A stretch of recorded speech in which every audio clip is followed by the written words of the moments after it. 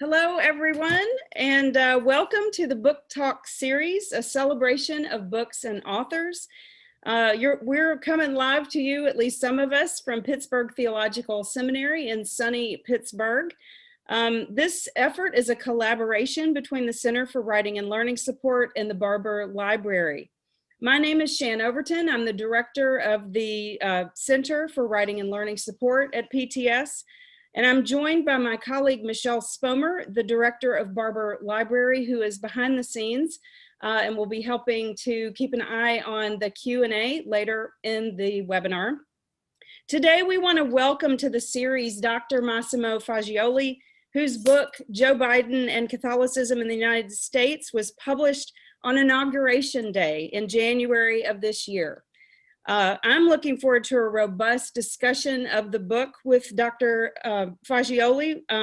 It is an accessible and a thought-provoking read that will challenge you on a lot of levels. As we begin, I have a few housekeeping notes as usual. I want to offer a word of thanks to PTS's IT department, especially Tyler Mumau, who is also behind the scenes ready to help out if we have some kind of technological snafu. Thank you to Tyler and the entire IT department who does such a good job. I also want to invite you to check out the chat links. There are several links that you will find to help you find the book itself if you should wish to purchase it, and also a link to the library guide, also known as a LibGuide, through Barbour Library that was created by Michelle Spomer.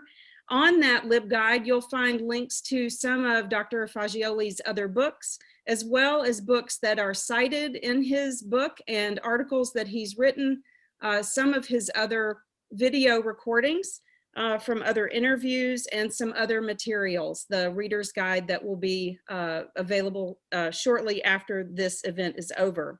Also, in the chat link, you'll see links for City Books, our partner here in Pittsburgh.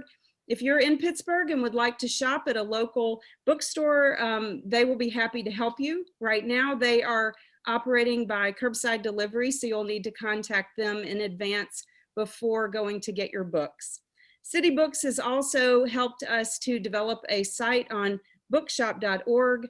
The link is there for Bookshop, where you can buy online through them if you'd like. Also, Massimo's publisher, Bayard, is offering a 25% discount on purchases made through their website, which is another link available to you. So we hope that you will use those to explore topics of interest and to get your own copy of this wonderful book. So I'd like to offer also a shout out quickly to Bayard and to Therese Ratliff, a former colleague of mine at Boston College, who's helped behind the scenes to put this all together. I know she's out there today. So Therese, I'm sending you a big hug from here to you. Our format today is approximately 1 hour gathering. I've got some questions to ask Massimo today after reading his book. After I've had a chance to at least ask a few, we'll then refresh the chat links and invite your questions, which you can post in the Q&A. The audience Q&A, if you need to know, is at the bottom of your screen. There should be a button down there, and you can click on that button if you are on video and type in your question. Michelle and I will be keeping an eye on that so that we can voice your questions for you. We've done that just to keep the webinar kind of streamlined. So we do welcome your questions and your voice via the Q&A. So let me again welcome Dr. Massimo Faggioli, who is the professor of historical theology at Villanova University outside of the Philadelphia area, so in our own state of Pennsylvania here. He is an expert in many facets of religion and politics, including the papacy, Vatican II, the Roman Curia, liturgical reform, New Catholic movements, Catholicism, and global politics. What a breadth of studies. He is frequently consulted by media on these and other issues in religion and political matters.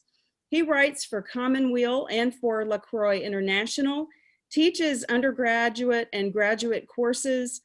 He has books and essays published in over 10 languages and has won, as recently as 2018, the Catholic Press Association Award for Catholicism and Citizenship, Political Cultures in the 21st Century, one of his books. He's also won a number of other awards for his scholarship. He was educated in Italy. And I want to say congratulations on your book, and to ask, as an Italian educated in Italy, what is it that brought you to wanting to learn about, to discuss, to study American Catholicism and American politics? And again, welcome, Massimo. So thank you for this invitation. I really appreciate this. I was in Pittsburgh for one of the last conferences before the lockdown, so that brings me back to a place with good memories. So how did my love history with American Catholicism start? I came to the US in 2008. I got married with my American wife, whom I had met in Bologna in 2004.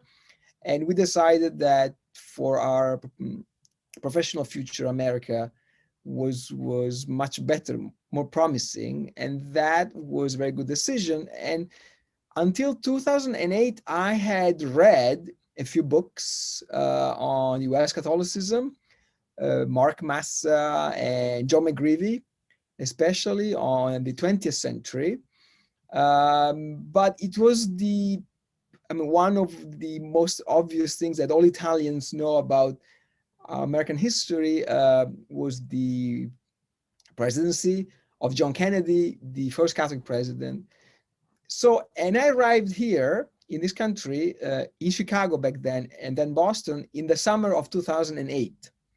It was the campaign that in the end saw the election of Barack Obama. And I realized how important religion and Catholicism specifically is for American politics and also for presidential politics. Mm-hmm. So I had seen, so when I was working in 2004 in Berlin, in Germany, another Catholic candidate running, John Kerry, 2004, and I started, asking some questions. And so it has been a great discovery because I approached America. I arrived and knowing America quite late in my life. My first trip to the US was in 2004 when I was 33.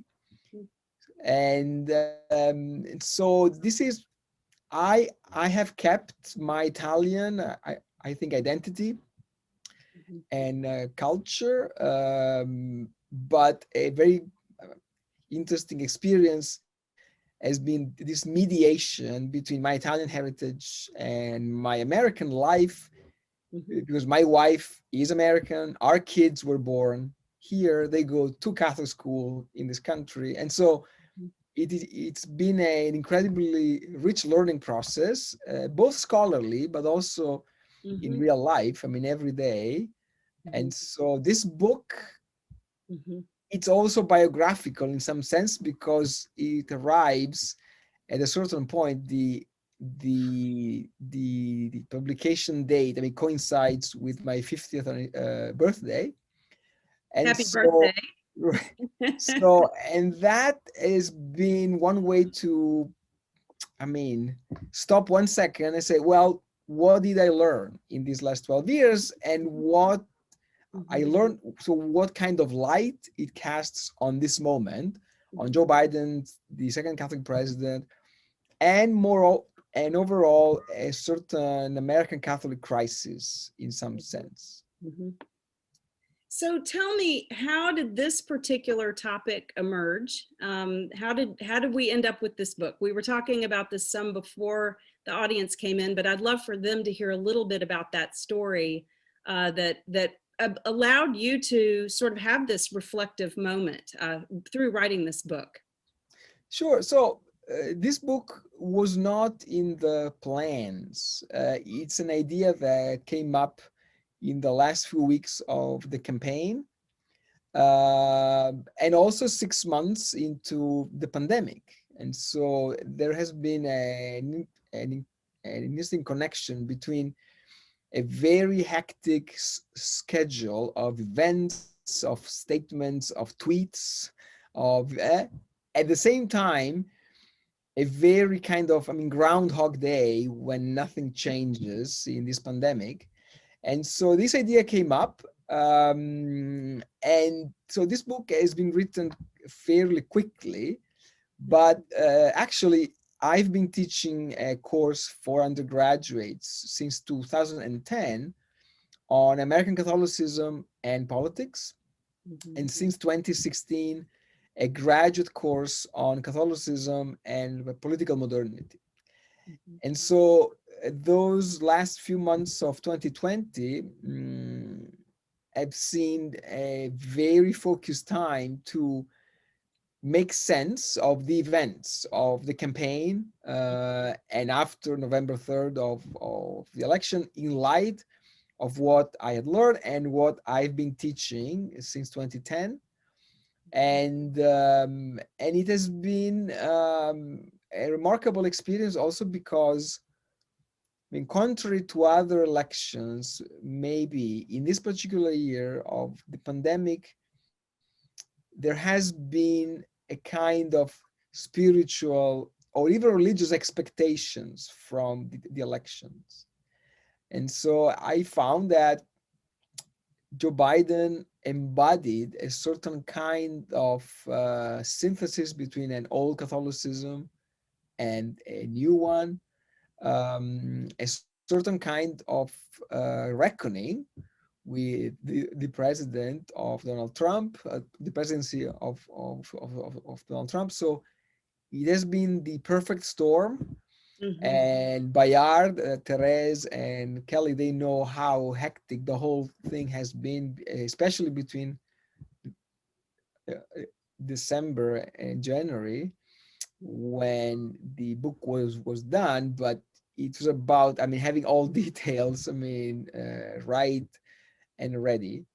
So yeah, it's been in some sense an act of thanksgiving to this country, to this church, with all its problems. And it's a book that is critical with Catholicism, with this church, but in a way that it tries to be constructive, not bitter, not angry, because I come from a position where I can afford not to be angry. And so I understand other Catholics or other Americans that have gone through these last 4 years in a way that's been different from mine.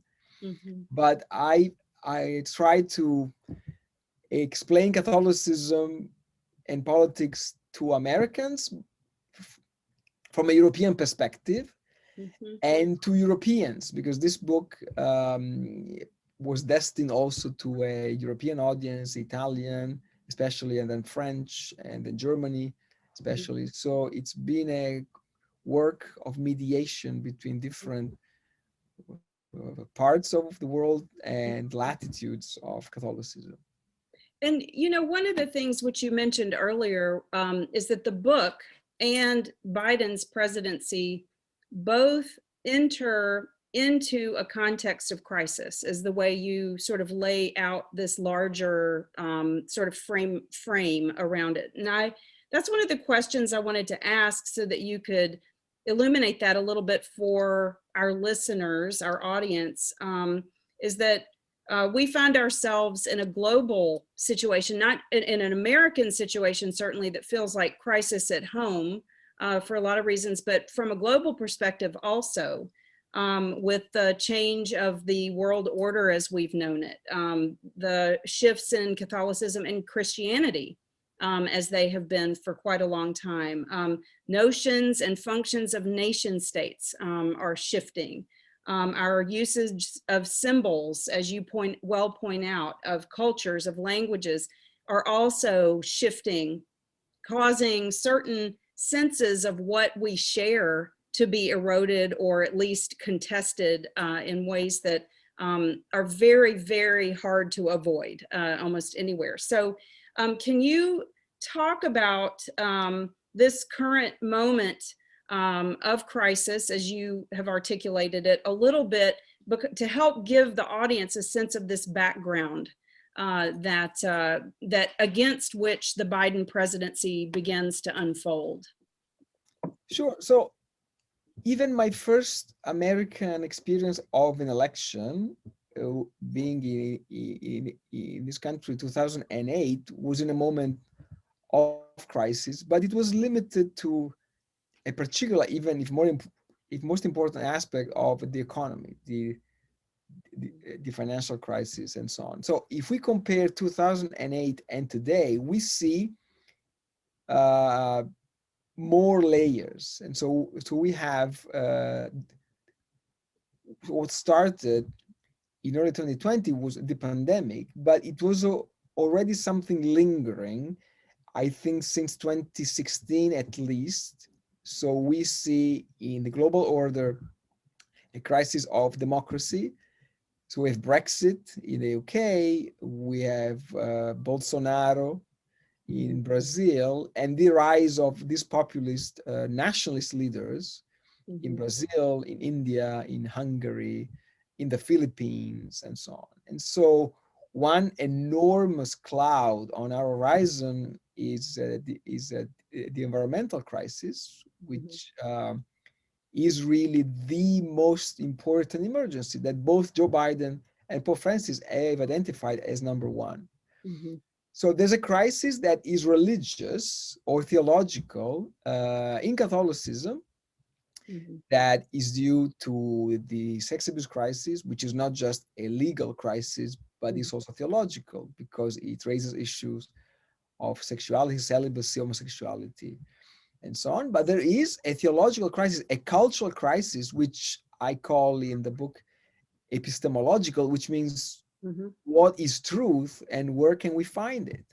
And we have seen this in this pandemic, where the proposals or the statements of scientists have been met with conspiracy theories or instances of hyper individualism.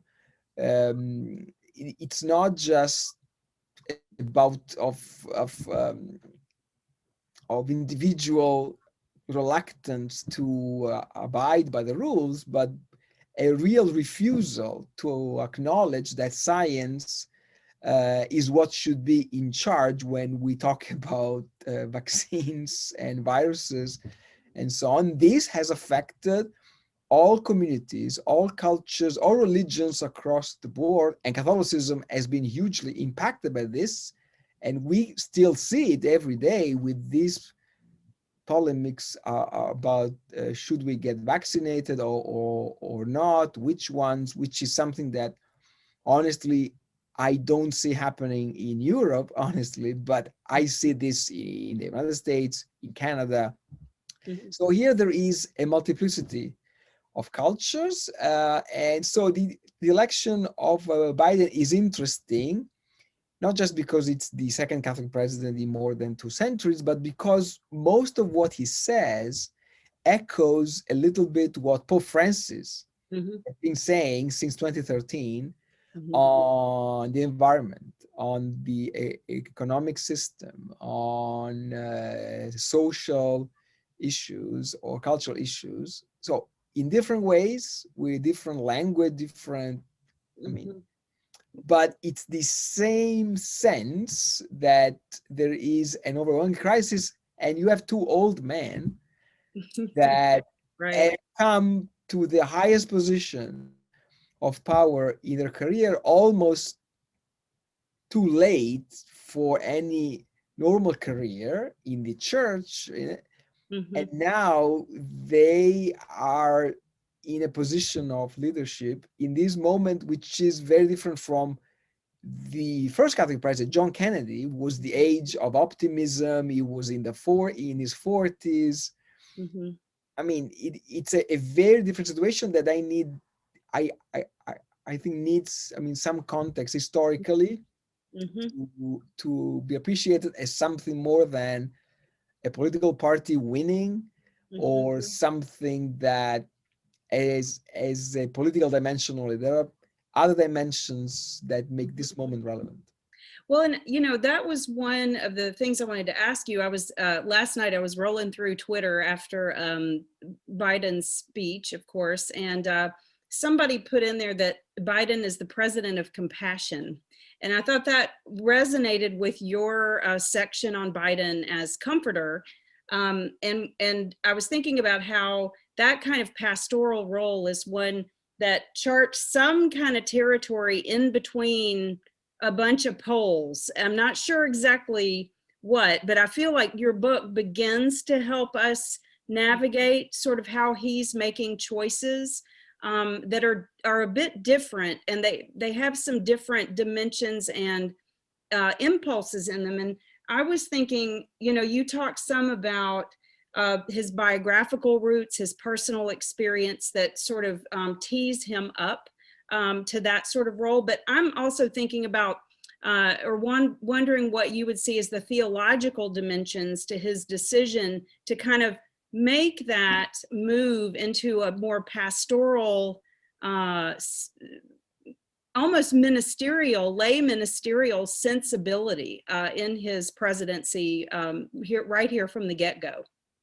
Yes, so in the book, I describe his style of being a politician who's also Catholic as diaconal, as something like a lay person Yeah.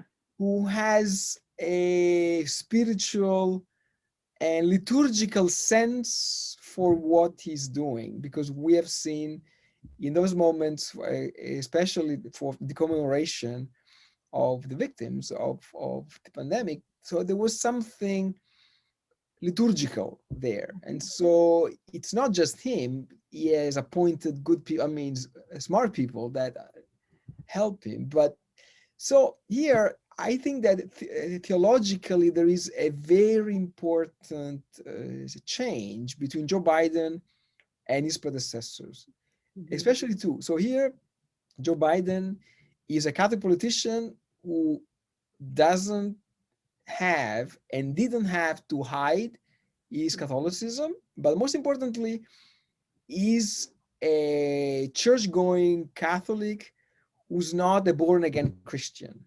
Mm-hmm.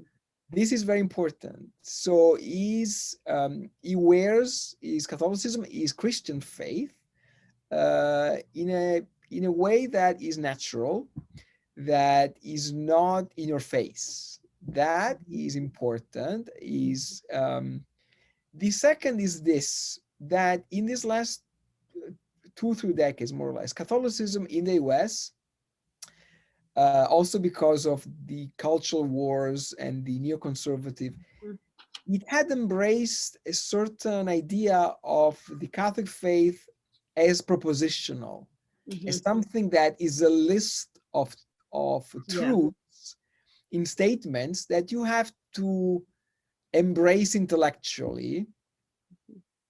Biden has another kind of Catholicism, which is more incarnational, is more embodied in what you do, and even more what you say is about how you say it. So yeah, there's a compassion, of course, in your policies, in your decisions, but also in the way you explain and you. So this is something that is typical of a spiritual role of leadership. And so here there is an interesting turn from one kind of Catholicism in the public square, which used to be propositional, to something that is more incarnational, is more embodied, and it doesn't need to proclaim too much, because they will see you for what you are, and only if necessary use words. This is what St. Francis of Yeah. Assisi said. And so you can see something like that, I think. Mhm. Yeah, I was really fascinated about the way that you talked about that in the book, because it really made me think about the differences between our tendency to orthodoxy in the US, wanting people to say the right thing, even if they don't live it out, but we want to hear the right words, or we want people to be on the right or the left, or the black or the white, or the liberal or the conservative. And so he's definitely doing something different than that by orthopraxy, which is, for those who aren't studying theology hard these days, people who basically practice and don't necessarily have to preach. Right. And so that leads me to this question of the rift in Catholicism in the United States. Now, I want to say that a lot of our audience may be Protestant and may not have really been paying attention to the degree to which that has unfolded. I mean, there have been problems in Protestant denominations and across Protestantism, as well as has been very well documented in the in the media with the rise of evangelicalism and so forth. But there's a strong set of issues going on in the Catholic Church as well, that as you describe it, is sort of centering around the role of the bishops and their voice and the ways that they have aligned themselves politically with one party or the other, and help to both promulgate the culture wars, but also have been recipients of the impulses of the culture wars. You've also talked about a decline of ecclesial authority, and of the decline of the role of sacramental life. So some of their power has eroded away from them. So they're finding another way to assert in the public square. I think it would be helpful if you could talk a little bit about how the bishops function in the larger church, because a lot of Protestants won't necessarily know that. And then to talk about how they've helped to shape US politics, and vice versa, how they've been shaped by it. I know that's a huge question, probably worth multiple books, but the short version, whatever that would be. Sure. So in the Catholic Church, as of today, bishops have a key role in governing the local church, the diocese, but also at the national level, because in every country, there has to be a national bishop conference.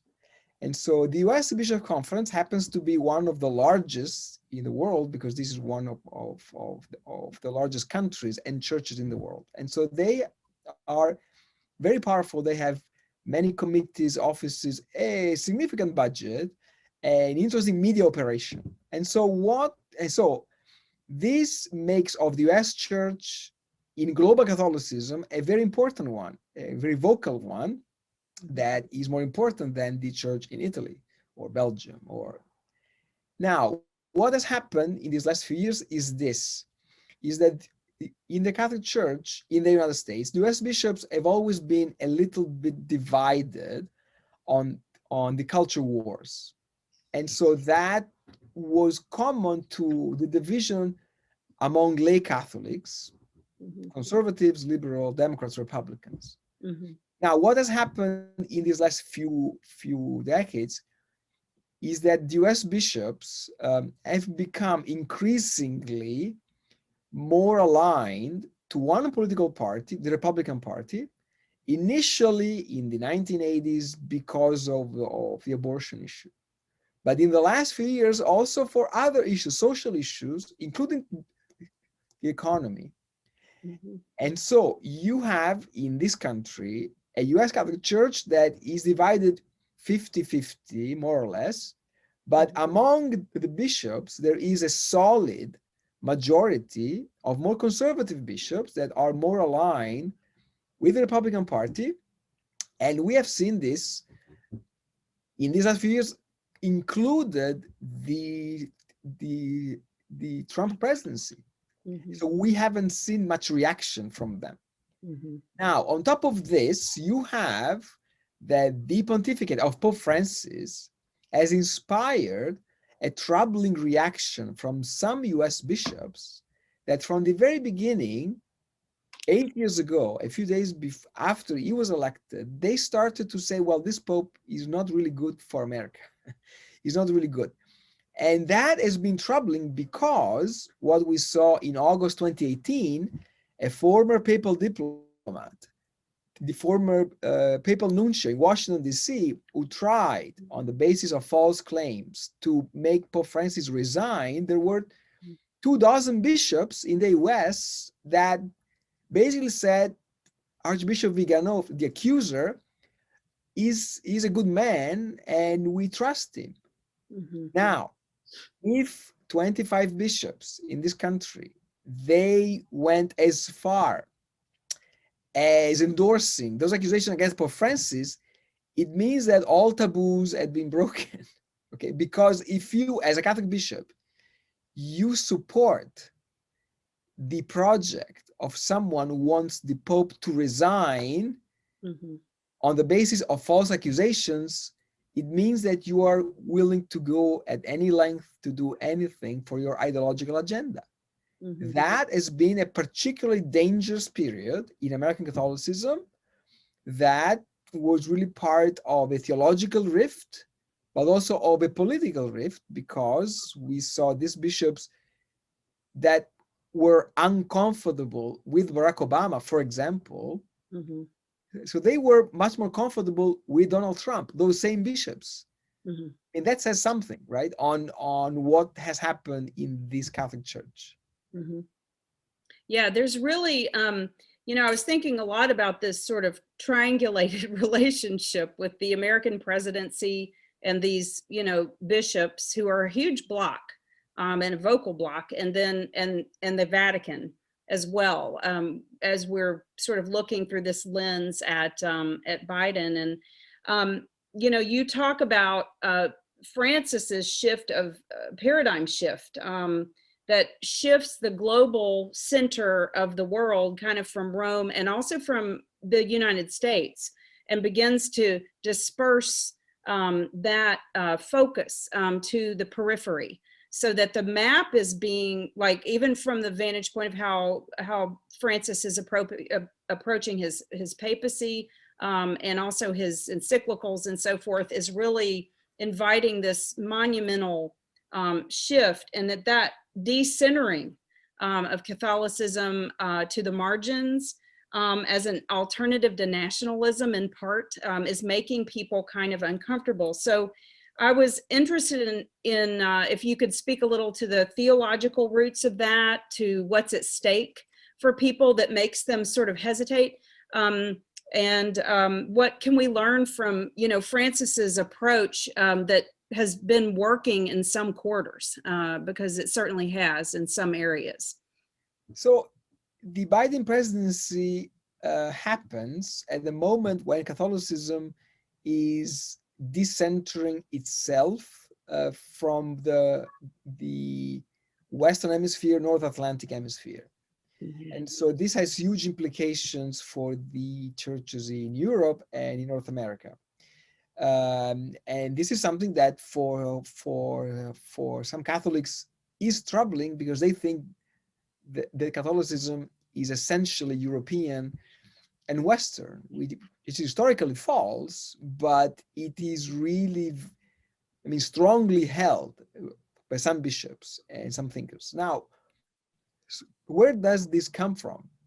In Francis, it comes from two things, I would say. One, it's his being Jesuit, a member of the Society of Jesus. The Jesuits have always been the most, or one of the most globalized religious orders in the Catholic Church. Since the 16th century, they went to China and Tibet and India. And from the very beginning, they understood their vocation in global terms. And so they were not using this word, but you see already, so these young Jesuits in China, India, Nepal, so that they try really to translate Catholicism into a local culture. Mm-hmm. Second is this, Pope Francis is Latin American. Yeah. and I don't need to explain what is the vision of Latin America for a Latin American. I mean, how different it is from the vision that Washington has of Latin America historically. Mm-hmm. It's in colonial, post-colonial terms. Mm-hmm. And so we have seen this consistently in these 8 years, his openings to Islam, his trips much more to Asia than to European countries. He was in Iraq last week. And so that should be really a reminder to the Western world what the Western world had promised to Iraqis, and things went in a different way. Mm-hmm. So here, this is a monumental shift, also because it's a change from what his predecessor, Pope Benedict, had in mind, because Benedict really was convinced that Catholicism has to be rooted without too many compromises within the European culture. And so this is not Francis. So in the Vatican, they say there's no discontinuity, everything is the same. But of course, this is, I mean, it is in part the truth, but it's not the whole truth. I mean, the whole truth is that Pope Francis has made significant changes, especially in the relationship with North America in one sense, and Islam and Asia in the other sense. This is huge. And it's a challenge for the United States, especially because the Catholic Church and Francis know that this church, this world, is not going to be as centered on the United States as it has been in this last century. And so things are changing. We see more Asia, more China, more India, but other countries. And so this is one thing that Joe Biden himself has to, I mean, come to terms, because he's a Catholic who was born in the American century. And it's a process of learning for himself, but also for his team, because I mean, even those who served under the Obama administration or the Clinton administration, it's a different world now.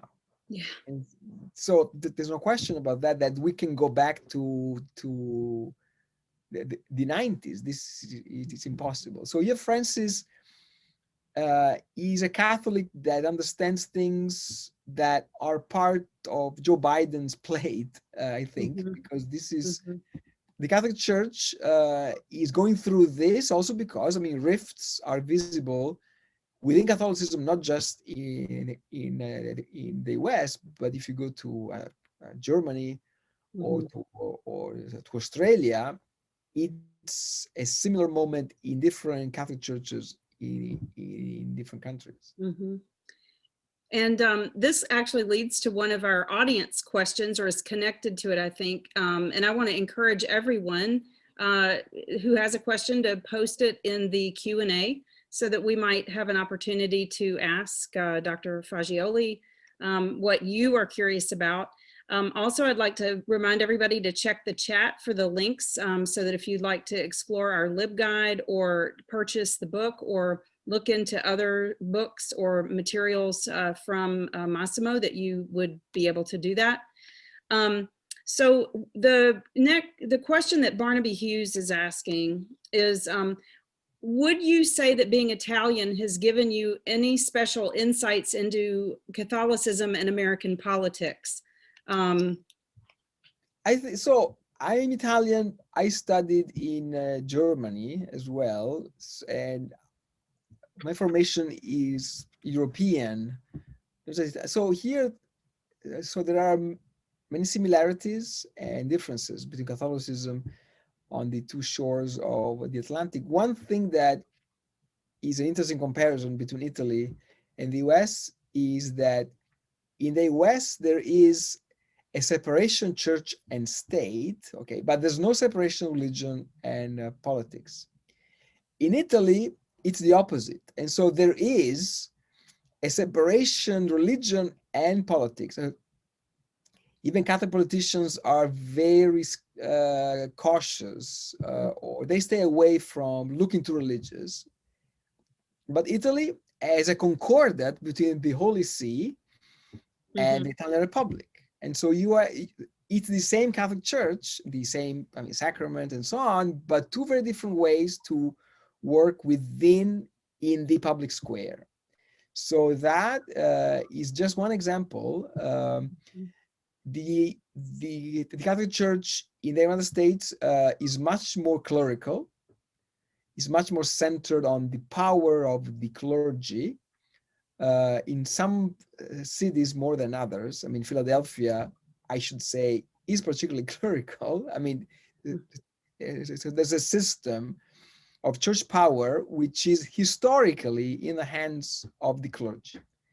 You really don't see that to the same extent in Europe or in Italy. And I could go on and on. I mean, the major difference probably is that American Catholicism has been constantly reshaped by migration. And this is something that Italy and Europe are experiencing right now, but it's a very different kind of immigration because it is much more about Islam or Christians, but not Catholic Christians. They are Orthodox from Eastern Europe or Pentecostals, charismatic from Africa. It's a very different experience with immigration. And I think that's, to me, your perspective coming from Europe and seeing this from this global perspective is offered a really interesting narrative. I mean, as we were talking about before the audience joined us, these stories that we tell ourselves about, who we are and how we came to be as a nation. And, I'm reading your book and I'm thinking about like the theme of manifest destiny, which we were all taught in, third grade or whatever, and about, how important that was and the American exceptionalism that's attached to that, and other streams, and other thinking, and that there's a way in which we see that differently through your eyes. Just because you're like, well, not everybody has this narrative going on, by the way. And this is a choice Americans have made. I mean, to tell that story, and to also isolate that story in a way from the story of the rest of the world. I was thinking about American isolationism and how in some ways your book helped me see that in a really different light. Yeah, so I mean, one of the cultural pillars of European Catholicism in the 20th century, I can say this, was anti-Americanism, because it was too democratic, too ecumenical, too open to freedom. So I come from that culture. I was born in 1970, a Cold War. Catholicism and left culture, they really merged in their skepticism towards America. And so this is something that it is really part of the Catholic DNA. And it is my effort to explain a little bit to Catholics on both sides of the Atlantic what they don't know about each other. And so here there is, for example, the whole experience, amazing experience of American Catholicism really bringing to global Catholicism the theology of the freedom of religion is barely known in Europe. And so this is something that this book talks a little bit about, because John Kennedy was elected in those years when the US Catholics were really trying to convince the Vatican and all Catholics that you cannot really have the same understanding of freedom like the Soviet Union. You have to, be free to the idea that everyone has a fundamental dignity of worship freely. Okay, so this is just one example. And so, yeah, there is an attempt to build bridges that go both ways, because there is also in American Catholicism this tendency to universalize the American experience. And this is something that has always been the European presumption, but now it's a presumption that is really dangerous in this Catholicism that is becoming more global, I mean, more acculturated, where Indian Catholics or Nigerian Catholics, rightfully, they don't want to be told by Europeans how to be Catholic. And so this is really, it's part of this Catholic moment. So we have another question from Robert Fallon. He asks, and this is one that I had on my list too, Robert. Could you please comment on the role of media, particularly Catholic media such as EWTN in, oh, the question just went away. Sorry, as I was reading it. In creating a large group of American Catholics that oppose President Biden. How, for example, are these conservative religious media outlets funded, and what is their relationship to the Catholic hierarchy? And I was also thinking about other media as well that are, you know, helping to create a situation like we're in with the rifts that we're having. Sure. So this is a phenomenon of these last few years. So traditionally, Catholic information used to be institutional, so under the control of the bishops or the Vatican and so on, and it was more boring probably, or for sure, but less partisan. Now, what we have seen is that in these last few years, especially on the Catholic right, there has been really the formation of a group of business people and of a big interest that have invested significant amount of money in Catholic media, of a very clear conservative persuasion, theologically, socially, and also politically. And they were not shy in making that proposal that is not just in favor of one particular party, but also against one particular pope. Pope Francis has been the target of that kind of Catholic media. I'm not revealing anything. So you have that giant EWTN, but you have also a galaxy of small or smaller websites, blogs, and so on. This is really, it is fairly unique of the Catholic Church in the US, because you have something like that in Europe as well, but they are really fringes, much smaller. They don't have an impact on bishops, on the clergy. Here they do. And this is not just a problem because in some cases it gives Catholics misinformation or disinformation, but also because it is risking to break the church in two. This is a real risk.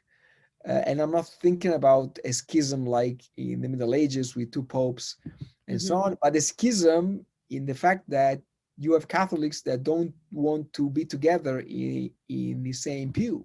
This is really happening. And this is also part of a certain Catholic media system that has dominated the whole narrative in these last few years. We have another question from Barnaby Hughes asking or saying, analysis following the 2016 US elections showed that a slim majority of Catholics favored Trump. Do you know if or think that many of these voters switched to Biden in 2020? Do we know if a majority of Catholics voted for Biden in 2020? And was it a larger majority than Trump? So this is a good question. I don't remember the exact numbers, but what we know is that the Biden campaign was successful in winning over a critical number of Catholics. And this was very important in some states, including Pennsylvania. So here, the Biden campaign has been successful because it took Catholic voters and religious voters seriously. It didn't take for granted their vote. And so there has been a marginal shift of a slice of the electorate, but it has been critical. It hasn't been huge, it has not. So here, most Catholics who voted for Donald Trump in 2016, they still voted for him in 2020. And so we have seen this, but especially among non-white Catholic voters, we have seen more non-white Catholic voters voting for Biden in 2020 than 2016, and a smaller but important number of white Catholics abandoning Trump and voting for Biden. And this is it's an effort that has paid off for the Biden campaign, and it has been a learning process from the mistakes of the 2016. An anonymous attendee has said, Joe Biden has described himself as a bridge builder. As a public figure, is there anything he could do to heal the soul of the church regarding the divide within the Catholic American experience? This is a very difficult question. So, of course, Biden, as a Catholic, he cannot become the leader of the Catholic Church. It is something that he cannot afford to do because he wants to be, first of all, the president of all Americans. And so, and he's mindful that the Catholic Church has real leaders, and he cannot substitute them. So what he can do, and I said this even before, I don't remember when, but he should really open a conversation with the US bishops, because there is a minority of ideologues, and there is a larger group of bishops that are under assault, under siege, from Catholic media and so on. And so that could change something. The most important thing, though, is that Joe Biden can really reopen a channel of communication with the Vatican and Pope Francis, which is something that in the years of Trump was very, very uncertain and underused, because it was clear that Donald Trump was an anti-Francis president. It was very clear. And so I think that there needs to be the solution of the pandemic and of the emergency before we can imagine something like a national process of healing within the Catholic Church. So here Biden can do things indirectly, because this church needs to start having a conversation that has not been there for a few decades now. And so the whole focus of Pope Francis on synodality, on a synodal church, is important also because it would take away some of the oxygen of these media, of these voices. So you need to open a national process, because all voices have a chance of being heard, instead of the usual pundits, of the usual journalists that have an agenda. So we have one more audience question from Reverend Ray Allen. Hi out there, Ray. Good to see you. Will the Biden presidency create have a potential to create a conversation about the possibility of a Black or Pope of color in the near future? This is an excellent question. So we don't know what kind of papacy we will have after Pope Francis. No one knows this. We know that Pope Francis is the is the Pope who created the first African American cardinal, the Archbishop of Washington, D.C., Wilton Gregory, who is one of those bishops in the West Mississippi, in the Bishop Conference, who doesn't want to be involved in the ideological battle against Joe Biden, by the way. So it is very likely that if the next conclave takes place before 2028, Wilton Gregory will be one of those voters and one of the possible candidates. Now, it's very unlikely for a number of reasons that the Catholic Church will ever have a pope with the US passport from the United States. It's very unlikely to happen because you want a pope coming from a country that is not that powerful. So it's unlikely, but it's possible. And certainly Pope Francis has opened Catholicism, I mean, cardinals, bishops, to a much more global, much more diverse, also racially representation. This has been incredibly important. He has appointed cardinals from Africa, Asia, Latin America, like no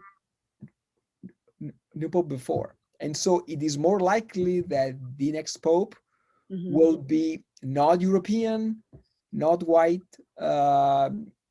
It's going to happen, and I don't know if it will be next time or in two conclaves, but that is the future of the Catholic Church. There is really no question, no doubt about that.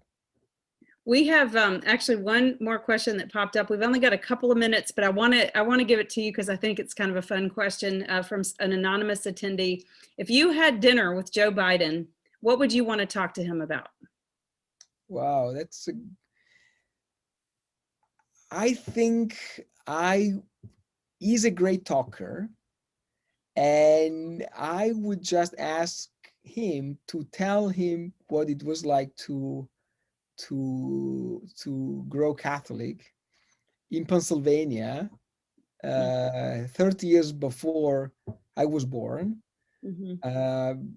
I talk a lot, but I can be a good listener, and I would listen much more than talking in that dinner. I can assure you. I bet it would be a great story to get to hear for sure from him, especially directly from him. Exactly. So we're at 5:29, and the hour has flown by. From my perspective, it's been really amazing. And I want to encourage, before we sign off, I'd like to encourage everyone to check the chat one more time and get the links that you might want to pursue with our LibGuide and with the different options for purchasing Dr. Faggioli's new book or other books.